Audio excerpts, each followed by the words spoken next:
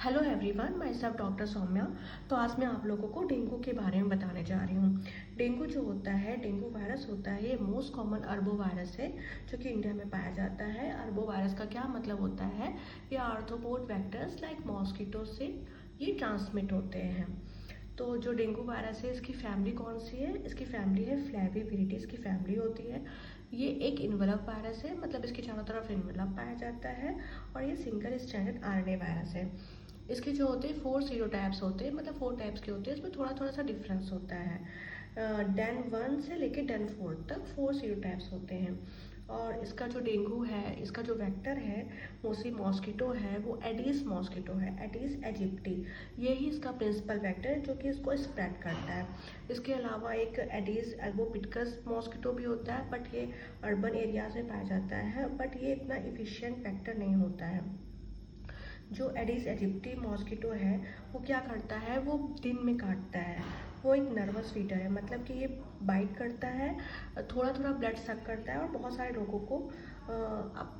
लोगों को ये काटता है अपनी ब्लड मिल को कंप्लीट करने के लिए। इसीलिए ज़्यादा इफ़िशिएंट तरीके से इसको स्प्रेड कर पाता है एडिस एजिप्टी मॉस्किटो। उसके बाद में जो डेंगू होता है, तो अगर पहली बार डेंगू का इन्फेक्शन हुआ तो उसको बोलेंगे प्राइमरी डेंगू इन्फेक्शन, और अगर सेकेंड टाइम इन्फेक्शन हुआ तो हम उसको बोलते हैं सेकेंडरी डेंगू इन्फेक्शन। वो किसी अदर सीरोटाइप से हो सकता है, उसको बोलते हैं सेकेंडरी डेंगू इन्फेक्शन। और वो ज़्यादा ही मतलब क्रिटिकल होता है प्राइमरी वाले से। अब जो डेंगू का क्लासिफिकेशन है, जो इसके हम लोग डिवाइड करते हैं, तो हम लोग इसको WHO के अकॉर्डिंग इसको डेंगू फीवर क्लिनिकल फीचर्स में डिवाइड करते हैं। Dengue fever, dengue haemorrhagic fever and dengue shock syndrome. जो डेंगू फीवर होता है, इसमें क्या होता है, इसके क्लिनिकल फीचर्स क्या होते हैं? इसमें बहुत तेज बुखार आता है, और उसके बाद में इसको ब्रेक बोन फीवर भी बोलते हैं। और इसमें क्या होता है, चेस्ट में एंड ऊपर के हाथों में इसमें रैशेस आ जाते हैं, और बहुत ज़्यादा हेडेक होता है, बहुत ज़्यादा सर दर्द होता है, रिट्रोऑर्बिटल पेन, मतलब आँखों के पीछे बहुत ज़्यादा दर्द होता है। उसके बाद में भूख नहीं लगती है, उल्टी सी फील होती है, उल्टी होती है, मसल एंड जॉइंट पेन होते हैं। तो ये होते हैं डेंगू फीवर के लक्षण। उसके बाद में डेंगू हेमरेजिक फीवर, इसमें क्या होता है, इसमें भी लगातार तेज़ बुखार आता है, उसके साथ ही साथ हिपेटोमेगैली, मतलब लीवर बढ़ जाता है, इसमें प्लेटलेट्स काउंट कम होने लगता है, 1 लाख से कम होने लगता है। और उसके बाद में और अचानक से ब्लीडिंग हो सकती है कहीं से भी, नाक से, माउथ से, गम से, ऐसे करके इसमें से ब्लीडिंग होने लगती है। उसके बाद में आता है dengue shock syndrome. Dengue shock syndrome में क्या होता है, इसमें बीपी बहुत कम होने लगता है, मल्टीपल ऑर्गन फेलियर हो जाते हैं इसमें, एंड कोल्ड स्किन होने लगती है, रेस्टलेसनेस मतलब बेचैनी सी होने लगती है। तो ये डेंगू शॉक सिंड्रोम के लक्षण है। उसके बाद में 2009 WHO के अकॉर्डिंग डेंगू को क्लासीफाई करते हैं हम लोग, डेंगू विद और without warning science and severe dengue. जो डेंगू विद और विदाउट वार्निंग साइंस होता है, तो इसमें डेंगू फीवर में वार्निंग साइन हो भी सकते हैं, नहीं भी हो सकते।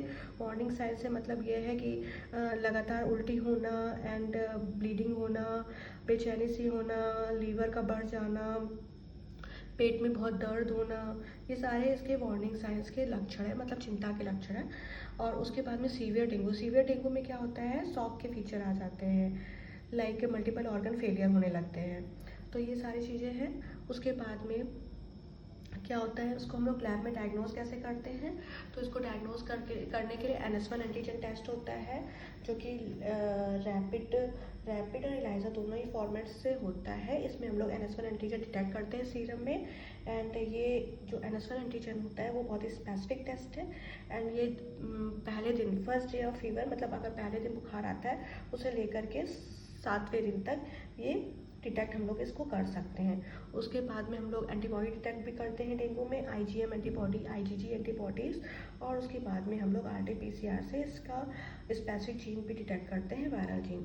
अब इसके लिए ट्रीटमेंट के लिए क्या होता है, डेंगू का फीवर को डायग्नोज हो गया, इसके ट्रीटमेंट के हम लोग क्या करते हैं, तो इसका जो होता है स्पेसिफिक ट्रीटमेंट नहीं होता है, कोई एंटीवायरल ड्रग्स नहीं होती हैं। इसको हम लोग सिम्टम्स के बेस में हम लोग इसको ट्रीट करते हैं। हम लोग सपोर्टिव केयर प्रोवाइड करते हैं, मतलब कि हम लोग फ्लूइड मैनेजमेंट करेंगे, जैसे कि IV फ्लूइड्स देंगे सीवियर केसेस में, ओरल रिहाइड्रेशन देंगे माइल्ड केस में, एंड IV फ्लूइड्स देते हैं सीवियर केसेस में। बट हम लोग को ये देखना चाहिए कि फ्लूइड ओवरलोड ना हो। उसके बाद में फीवर को कंट्रोल करने के लिए हम लोग पैरासीटामोल देते हैं, एंड उसके साथ ही साथ हम लोग प्लेटलेट्स की मॉनिटरिंग करते हैं, एंड ये हम लोग चेक करते रहते हैं कि वार्निंग साइंस तो नहीं आ रहे हैं। अगर वार्निंग साइंस आ रहे हैं तो उसको हम लोग को तुरंत ही हॉस्पिटलाइज करना चाहिए, और उसके बाद में उसका प्रॉपर ट्रीटमेंट करना चाहिए। उसके बाद में तो ये इस टाइप से इसका हम लोग ट्रीटमेंट करते हैं। उसके बाद में हम लोग इससे कैसे बच सकते हैं, डेंगू से कैसे बच सकते हैं, तो हम लोगों को सबसे पहले कहीं पर भी जो डेंगू का जो मच्छर होता है वो ठहरे हुए पानी में मतलब देता है, अंडे देता है, तो उसके लिए हम लोग को जो मॉस्किटो ब्रीडिंग साइट से जो ठहरा हुआ पानी है उसको एलिमिनेट करना चाहिए, और वहाँ पे हम लोगों को इंसेक्टिसाइड का स्प्रे करना चाहिए। एंड या फिर कहीं भी पॉन्ड होता है वहाँ पर ठहरा हुआ पानी होता है, तो वहाँ पे हम लोग लार्विसाइडल फिश होती है, गम्बूसिया वगैरह, वो डाल सकते हैं, जो कि मॉस्किटो के लार्वा पे फीड करती है। उसके बाद में हम लोगों को अपने तरीके से मॉस्किटो नेट्स का यूज़ करना चाहिए, मॉस्किटो रिपेलेंट्स क्रीम आती है उनको यूज़ करना चाहिए, फुल स्लीव्स के कपड़े पहनने चाहिए। ठीक है, तो ये सारी चीज़ें हैं, इस तरह से हम लोग डेंगू से बच सकते हैं।